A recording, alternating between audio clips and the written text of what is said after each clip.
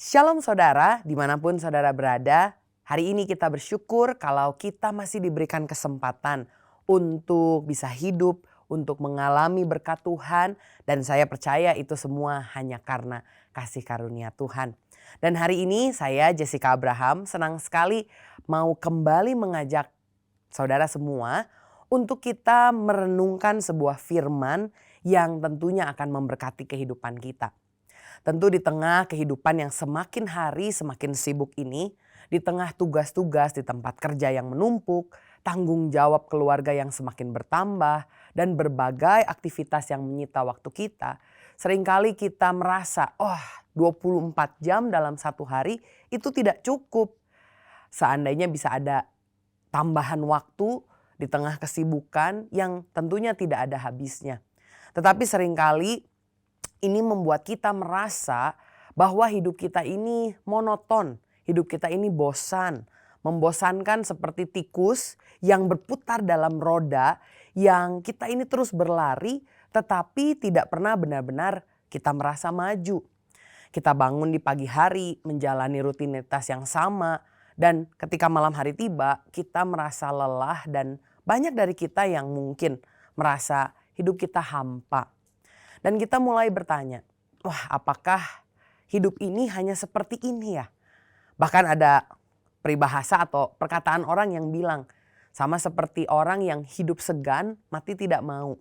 Saya harap ini bukan perasaan yang kita miliki saat ini. Tetapi kalaupun iya, bersyukur kalau hari ini kita akan sama-sama merenungkan firman Tuhan dan mengamini janji Yesus yang tertulis di dalam Yohanes 10 ayat 10. Di dalam ayat itu Yesus berkata, pencuri datang hanya untuk mencuri dan membunuh dan membinasakan. Tetapi aku, Yesus bilang, aku datang supaya mereka mempunyai hidup dan mempunyainya dalam segala kelimpahan. Seringkali kita menganggap ketika kita menerima Yesus sebagai Tuhan dan Juru Selamat kita menerima hidup kekal dan selesai di sana. Kita hanya diam menunggu waktu kapan kita dipanggil pulang masuk ke kerajaan sorga. Padahal ayat tadi berkata, Yesus mau memberikan kita hidup. Dan bukan hanya hidup yang sekedar hidup, tapi hidup dalam segala kelimpahan. Banyak orang seringkali mengaitkan kelimpahan ini dengan harta benda atau dengan kekayaan. Padahal kalau kita lihat kelimpahan yang Yesus maksudkan itu jauh melebihi dari segala kekayaan yang hanya bersifat fana, sekedar materi. Tetapi kelimpahan yang Kristus tawarkan kepada kita mencakup berbagai aspek kehidupan yang membuat kita memiliki hidup yang bermakna, hidup yang berbahagia, dan hidup yang memiliki tujuan sejati. Karena itulah kita tidak akan bertanya pada diri kita, apakah hidup ini hanya seperti ini, monoton dan membosankan. Sadarilah ini dan buat keputusan.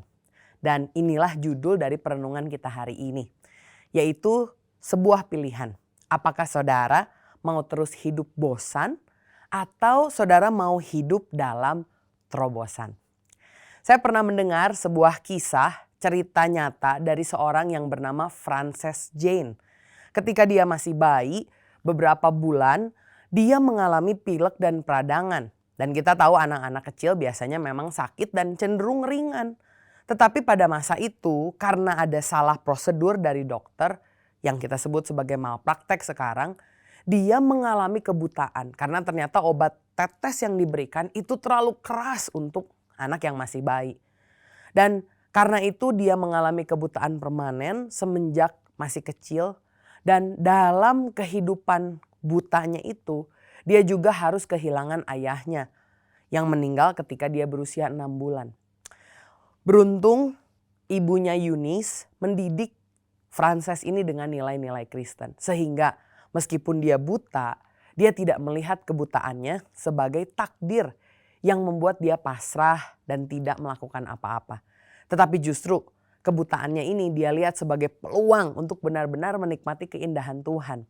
Dia bahkan pernah bilang begini, orang lain sulit menemukan keindahannya Tuhan karena mata mereka mengganggu mereka untuk melihat keindahan-keindahan yang lain.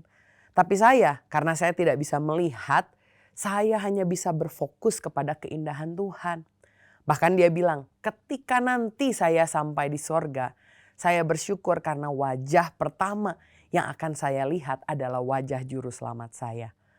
Wah, sebuah perkataan yang begitu bersemangat, bergairah, satu hidup yang luar biasa dari seorang yang buta.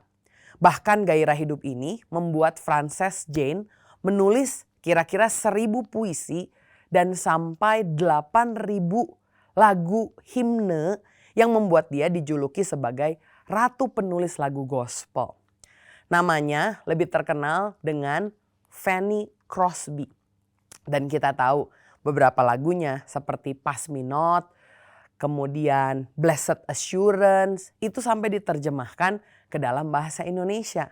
Mungkin beberapa dari saudara tahu ya lagu ini. Kira-kira seperti ini lagunya.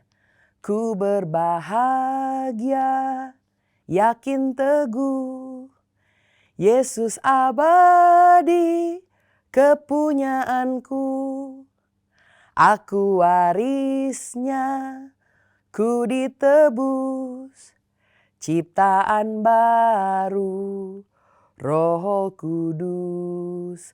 Wow, sebuah lagu yang begitu syarat dengan semangat. Aku diciptakan menjadi ciptaan yang baru. Dia tidak hidup dalam kebosanan, tapi hidupnya banyak mengalami terobosan. Karena dia mengetahui tujuan hidup yang bermakna. Dan hari ini di dalam Alkitab kita mau belajar dari seorang lain yang juga buta namun mengambil keputusan yang sama. Dia tidak mau hidup bosan dalam kebutaannya. Melainkan dia mau mengalami terobosan dalam hidupnya. Di mana kita tahu akhirnya dia menjadi pengikut Kristus. Dan namanya disebutkan di dalam Alkitab sebagai Bartimeus.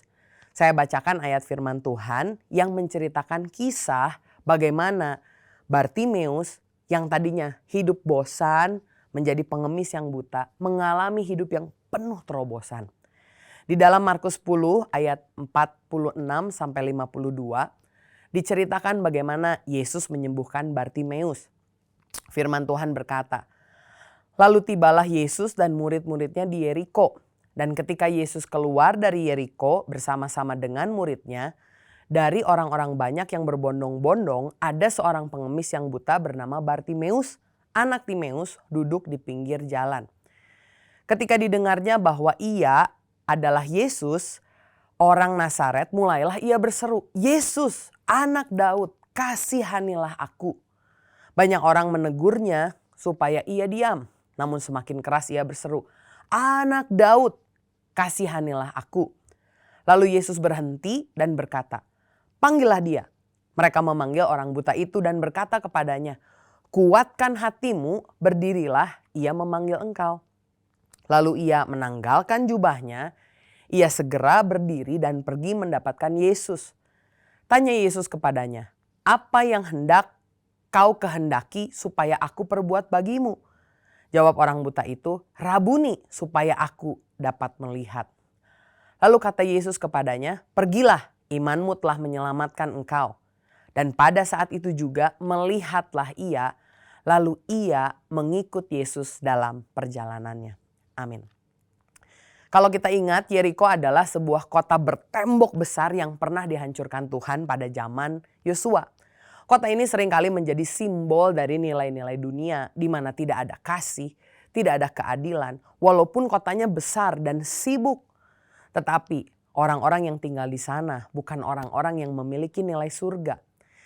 Kita mungkin ingat ada peristiwa orang Samaria yang baik hati, di mana dia menolong orang yang dirampok di jalan menuju ke Yeriko.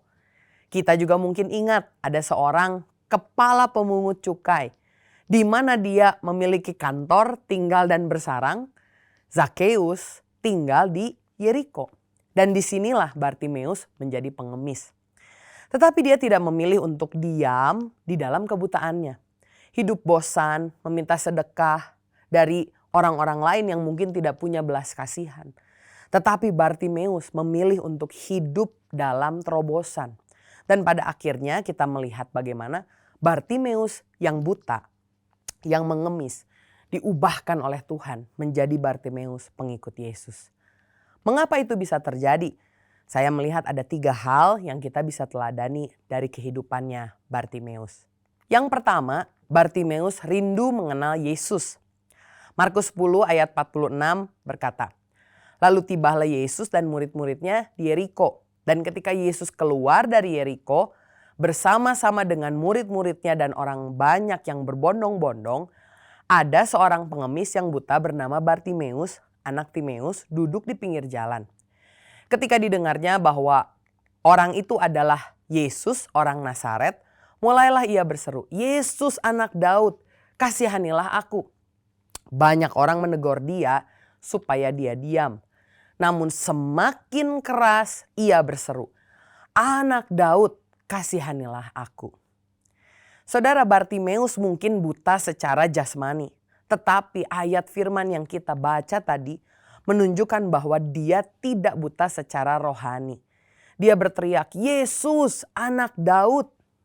Dan arti dari anak Daud ini bukan menunjukkan anak dalam arti jasmania.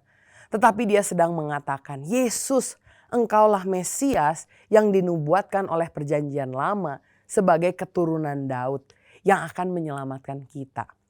Ternyata Bartimeus yang buta secara jasmani, mata rohaninya melek. Dia bisa mengenali Yesus sebagai Mesias. Bahkan ketika ditegur oleh orang, Bartimeus berteriak semakin keras.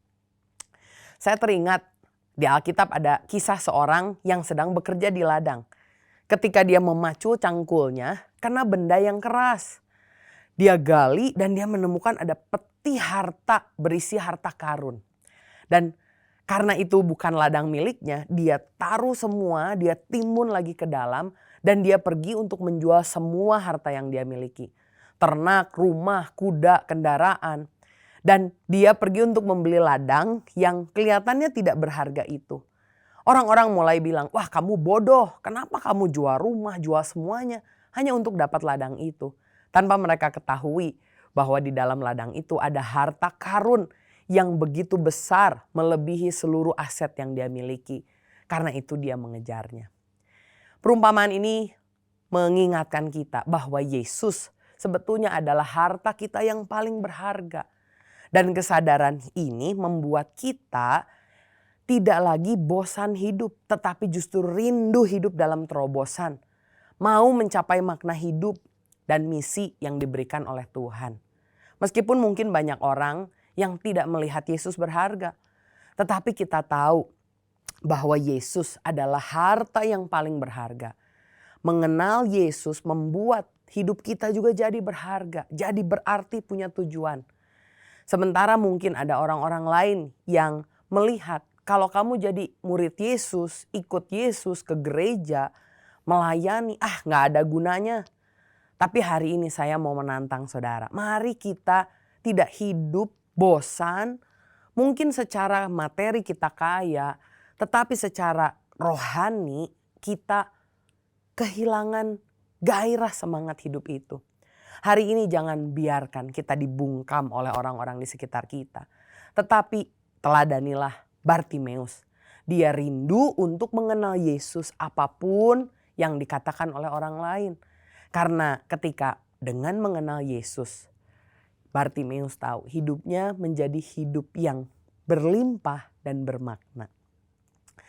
Kalau kita lihat ternyata Bartimeus yang pertama bisa mengalami terobosan bukan karena dia memilih untuk diam, tapi dia memilih untuk memiliki kerinduan untuk mengenal Yesus. Saudara juga mari kita kenal Yesus sehingga saudara mulai masuk dalam hidup yang penuh dengan terobosan. Tetapi yang kedua, Bartimeus juga rindu mengalami kuasa Yesus. Karena ayat 49 dikatakan, Yesus berhenti dan berkata, "Panggillah dia." Mereka memanggil orang buta itu dan berkata kepadanya, "Kuatkan hatimu, berdirilah, ia memanggil engkau."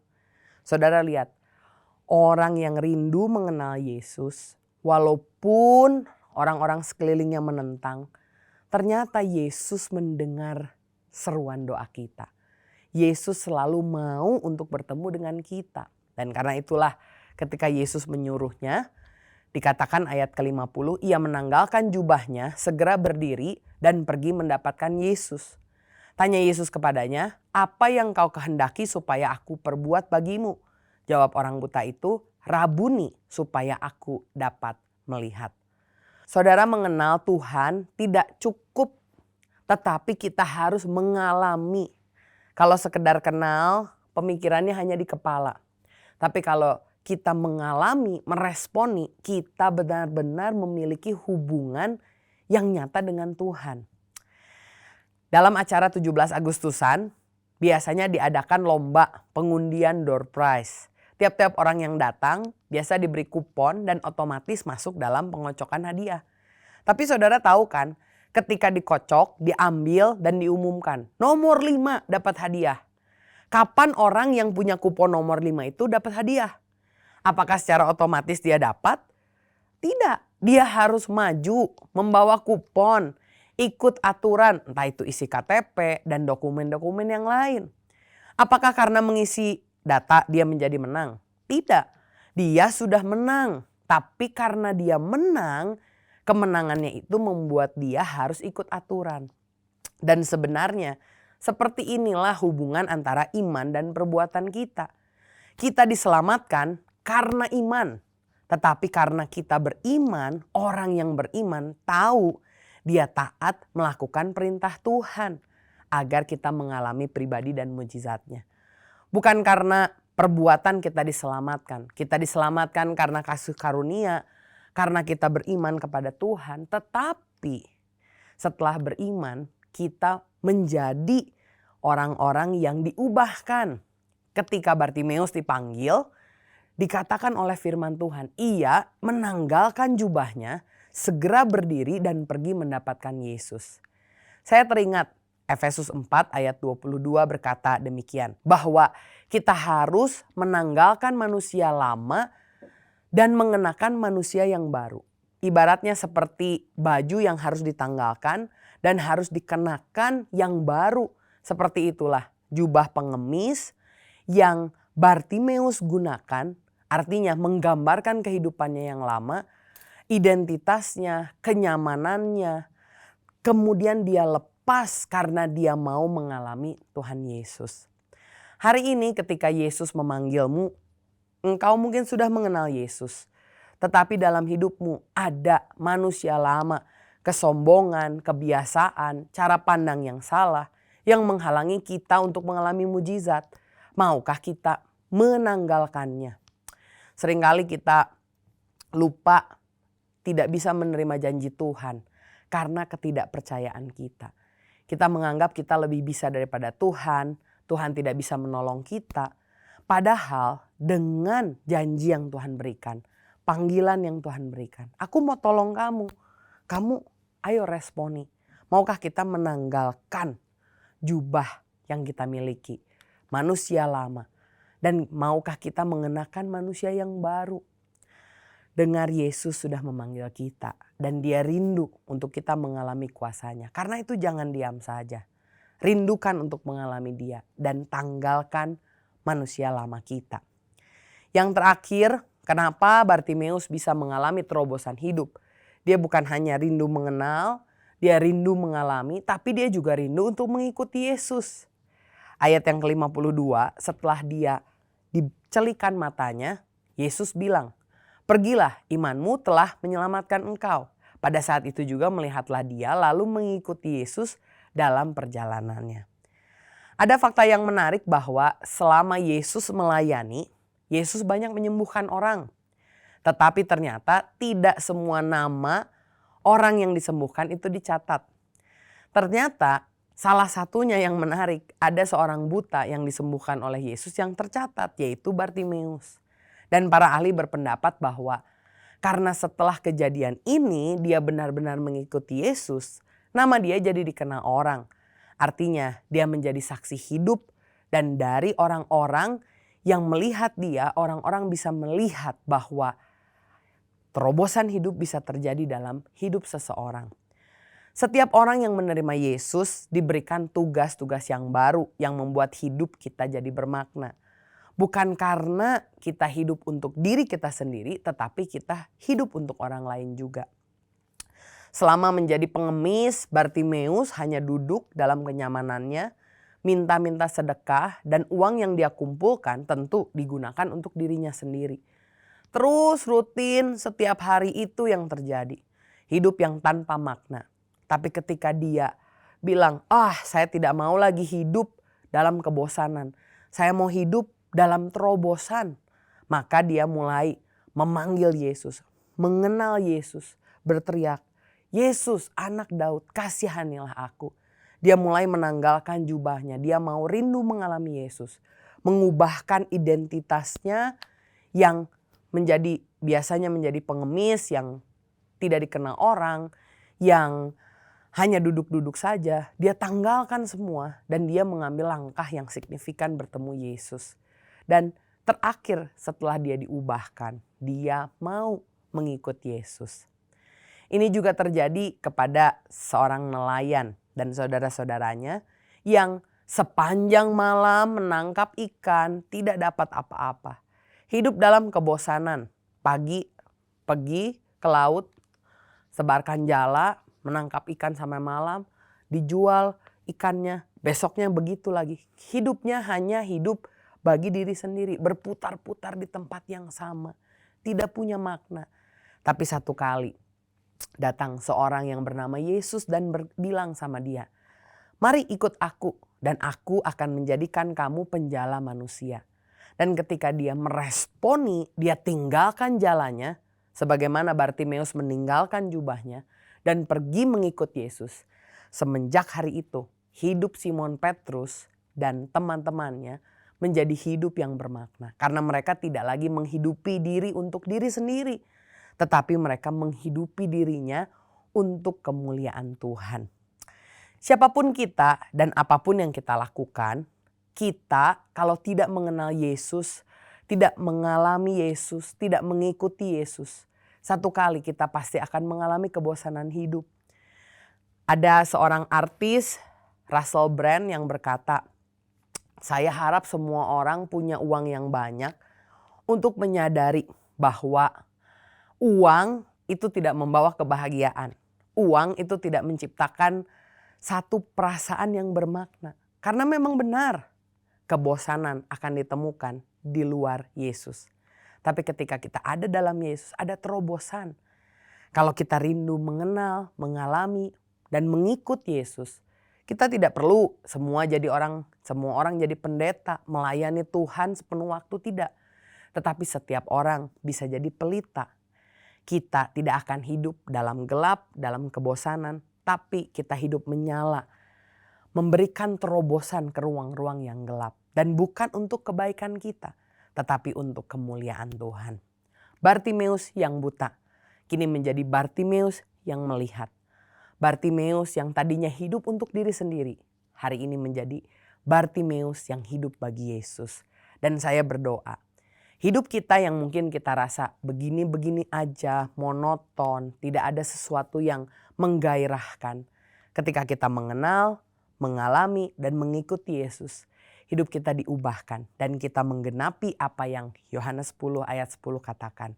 Yesus datang untuk memberi kita hidup, dan bukan hidup sembarang hidup, tetapi hidup yang penuh dengan kelimpahan, hidup yang bermakna, hidup yang punya terobosan, bukan untuk kebaikan kita, tetapi untuk kemuliaan Tuhan. Amin. Saya berdoa untuk saudara, terutama yang sedang mengalami rasa bosan itu. Kiranya firman ini menguatkan kita untuk menyadari bahwa ada sesuatu yang lebih, panggilan Tuhan dalam hidup kita yang lebih, yang membuat hidup kita bermakna. Dan mari kita tanggapi itu sehingga benar hidup kita menjadi berkat buat orang lain. Mari kita tundukkan kepala, kita berdoa. Bapa, mengucap syukur buat hari ini. Kami diingatkan bagaimana teladan Bartimeus yang mengenal Yesus membuat dia yang hidup begitu-begitu saja menjadi hidup yang penuh dengan terobosan, hidup yang luar biasa. Bukan hanya dari buta menjadi melihat, tetapi ketika dia melihat, dia bisa juga memberitakan tentang Kristus, menjadi saksi Kristus. Bahkan hari ini, setelah Bartimeus sudah tidak ada lagi, kami bisa belajar darinya. Dan biarkan Tuhan kami juga memiliki dampak seperti itu dalam hidup kami. Sehingga ketika nanti kami pulang ke rumah Tuhan, orang-orang di sekitar kami, bahkan sejarah bisa belajar dari kehidupan kami. Bagaimana kami mengenal, mengalami, dan kami mengikut Engkau dengan sepenuh hati. Bapa, hamba-Mu berdoa untuk orang-orang yang kehilangan pengharapan, merasa bosan. Biarkan Roh Kudus jamah hatinya sehingga mereka bisa menemukan gairah, menemukan hidup yang berkelimpahan ketika mereka mengenal Tuhan Yesus. Terima kasih Bapa, kobarkan semangat kami agar kami terus merindukan Tuhan. Hanya di dalam nama Tuhan Yesus Kristus kami berdoa dan mengucap syukur. Haleluya. Amin. Tuhan Yesus memberkati, tetap semangat.